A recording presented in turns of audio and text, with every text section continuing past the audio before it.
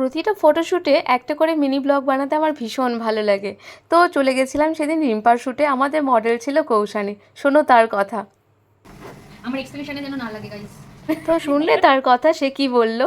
কৌশানী সত্যি ভীষণ মিষ্টি একটা মেয়ে। তো যাই হোক, সেদিন রিম্পা ক্রিয়েট করেছিল পার্বতী একটা লুক, ভীষণ সুন্দর একটা লুক। লাল করে দিও আমার হাতটা।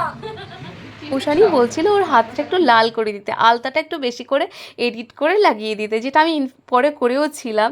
যাই হোক, আর এইখানে চলছে আরেকজনের মেকআপ, রিম্পা করছে। দেখো কে এটা, এই যে শিবের হাত। এবার শিবটা কে ছিল দেখাচ্ছে, একটু ওয়েট করে। এই যে আমাদের শিব, এই যে বিক্রম, ওরই হাত ছিল এটা।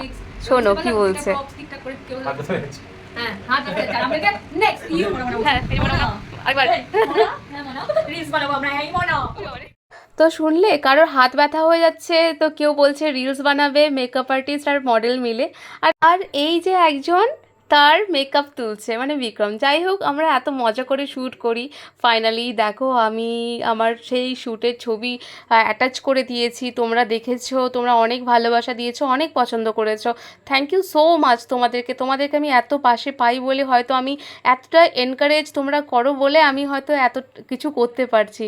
আর ফটোশ্যুটটা যেহেতু রিম্পার ছিল আর কৌশানীর সাথে ছিল, তার মানে বুঝতেই পারছো কতটা ভালো বের হয়েছে। থ্যাংক ইউ সো মাচ সবাইকে।